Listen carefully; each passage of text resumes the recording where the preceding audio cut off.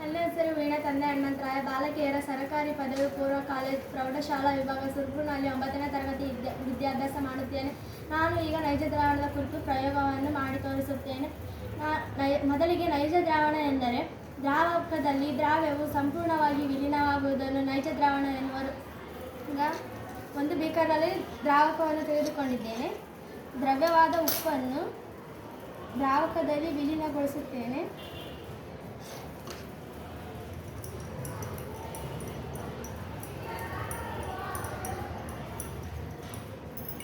ದ್ರಾವಕದಲ್ಲಿ ದ್ರಾವ್ಯವನ್ನು ಸಂಪೂರ್ಣವಾಗಿ ವಿಲೀನವಾಗುವುದನ್ನು ನೈಜ ದ್ರಾವಣ ಎಂದು ಹೇಳಿದೆ. ಈಗ ನೈಜ ದ್ರಾವಣದ ಗುಣಲಕ್ಷಣಗಳು. ನೈಜ ದ್ರಾವಣವು ಒಂದು ಸಮರೂಪ ಮಿಶ್ರಣವಾಗಿದೆ. ನೈಜ ದ್ರಾವಣದಲ್ಲಿರುವಂತಹ ಕಣಗಳು 1 ನ್ಯಾನೋಮೀಟರ್ಗಿಂತಲೂ ಚಿಕ್ಕವಾಗಿವೆ.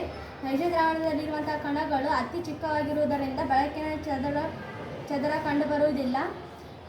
ನೈಜ ದ್ರಾವಣವು ಅಲುಗಾಡಿಸದ ಹಾಗೆ ಇಟ್ಟರೆ ತಳ ಸೇರುವುದಿಲ್ಲ. ನೈಜ ದ್ರಾವಣವು ಸೋಸುವುದರ ಮುಖಾಂತರ ಬೇರ್ಪಡಿಸಲು ಸಾಧ್ಯವಿಲ್ಲ ಎಂದು ನೋಡೋಣ. ಸೋಸುವುದರ ಮುಖಾಂತರ ಬೇರ್ಪಡಿಸಲು ಸಾಧ್ಯವಿಲ್ಲ ಎಂಬುದನ್ನು ನೋಡಲು ತೆಗೆದುಕೊಂಡಂಥ ವಸ್ತುಗಳು: ಚಪ್ಪಟ ತಳದ ಫ್ಲಾಸ್ಕ್, ಫಿಲ್ಟರ್ ಪೇಪರ್, ಆಲಿಕೆ.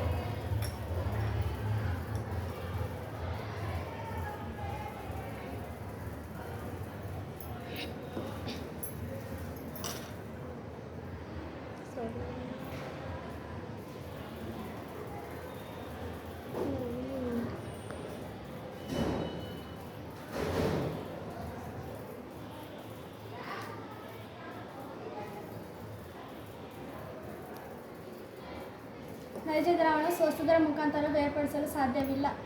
ಧನ್ಯವಾದಗಳು.